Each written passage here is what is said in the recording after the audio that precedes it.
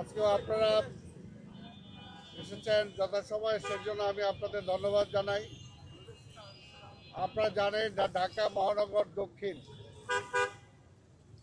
আসলে এমন একটা এলাকা যেখানে ভাসমান লোকজন সবচেয়ে বেশি এবং হকার সমস্যা এখানে প্রকট, এবং এখানে রিক্সার সমস্যা প্রকট।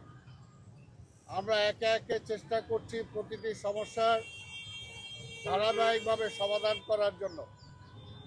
এই কারণে আপনারা শুনেছেন যে গত ধানমন্ডিতে যেটা আমরা প্রোগ্রাম করলাম, এর আগে আমরা জনগণকে সচেতন হওয়ার জন্য বারবার অনুরোধ করেছি, কিন্তু বারবার বিভিন্ন কথা বলার পরেও অনেকে সেগুলো দৃষ্টিপাত করে না, নিজেদের সচেতন হওয়ার জন্য চেষ্টা করে না। এটার জন্য আমরা যৌথ অভিযান শুরু করেছি, আজকে দ্বিতীয় যৌথ অভিযান।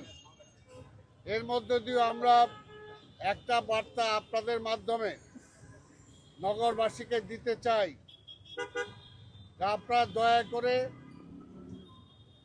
আইনের প্রতি শ্রদ্ধাশীল হন, নিয়মের প্রতি শ্রদ্ধাশীল হন।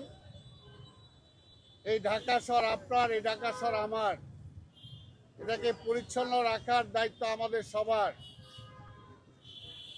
তাই সেই ব্যাপারে আজকেও যে আমরা অভিযান করব, মূলত এটা কারো বিরুদ্ধে কিছু করার জন্য নয়, ফাইন করার জন্য নয়। আমরা শুধু বোঝাতে চাই, যদি আইন অমান্য করেন তাহলে আইন অনুযায়ী আপনার বিরুদ্ধে ব্যবস্থা নেওয়া হবে। এবং ওই অভিযান দেখে বাকি যারা আছে অন্যান্য এলাকার, তারাও যাতে সচেতন হন। কোনোভাবেই যেটা আমরা বলেছি, রাস্তায় কোনো হকার বসতে পারবে না। ফুটপাতে যেখানে আমরা অ্যালাউ না করবো হকার, সেখানে বসতে পারবে না। এবং কোনো দোকানপাট যারা আছে তারা অবৈধভাবে ফুটপাতকে ব্যবহার করতে পারবে না। এই সমস্ত বিষয় এখন আমরা কঠোরভাবে দেখার জন্য চেষ্টা করব, এবং আপনাদের মাধ্যমে আমরা জনগণের সহযোগিতা চাই, সবার সহযোগিতা চাই, যাতে আমরা কার্যকর করতে পারি। আজকে যেমনি এখানে অভিযান হচ্ছে, আবার শুরু হবে। আগামী কয়েকদিনের মধ্যে আবার হঠাৎ করে আরেকটি ঝটিকা প্রোগ্রাম আমরা যে কোনো জায়গায় করব। কারো ট্রেড লাইসেন্স আছে কিনা, কারো ব্যবসা বাণিজ্য করতে যে অসুবিধা হচ্ছে কিনা, আমরা সব কিছু, কোথাও বর্জ্য ঠিকমতো পরিষ্কার হচ্ছে কিনা, কোথাও বিদ্যুতের অপব্যবহার হচ্ছে কিনা, অর্থাৎ আমরা জয়েন্টলি সব কিছু আমরা এখানে দেখার জন্য চেষ্টা করব। তা আমরা আপনাদের সহযোগিতা চাই। আমরা এখন আমাদের অভিযান আমরা শুরু করব। আপনাদের সবাইকে ধন্যবাদ। আমরা দেখছি যে আপনারা বিভিন্ন সময় অভিযান চালাচ্ছেন, কিন্তু যেগুলোতে হটস্পট মানে লাল তালিকাভুক্ত, যেমন নিউ মার্কেট এলাকা, আপনাদের অভিযান চালাতে দেখি না। এই এলাকাগুলোকে আপনাদের এই অভিযানের আওতামুক্ত কিনা? ভাই, আমরা শুরু করেছি, সেটাও দেখবেন হবে, সেখানেও হবে। কারণ এখানে যেহেতু আমরা হকার সমস্যার একটা সমাধানের পদক্ষেপ নিয়েছি, তাদেরকে এখন পর্যন্ত আমরা সেই তালিকা অনুযায়ী তাদের সিটটা দিতে পারি নাই। এটা শুরু হয়েছে, আপনারা জানেন, আপনাদেরকে আমি ব্রিফ করেছিলাম এর আগে। 2 সপ্তাহ লাগবে আমার হকারদের সেটিংটা ঠিক করতে, তারপরে আমরা সেখানেও ব্যবস্থা নেব।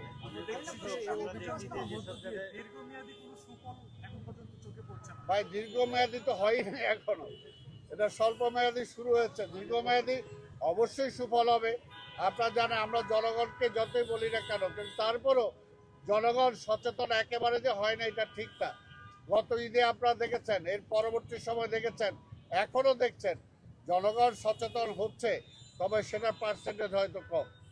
আমি এসিবিতে আছি, আমার নাম তানজিদ। আমরা যখন দেখি যে আপনারা এই ধরনের অভিযান চালান, এবং এই অভিযানটা সম্পন্ন হওয়ার পরে যখন ধরেন কোনো দোকান উঠিয়ে দেন বা কিছু হয়, তারপরে আবার তারা বসে যায়, আপনারা কি মনিটরিংটা আসলে রাখেন? আমরা মনিটরিং রাখার এটা তো ব্যাপার না। এটা কি মনে করেন সারাক্ষণ কি পুলিশ দিয়ে বসায় রাখা যাবে?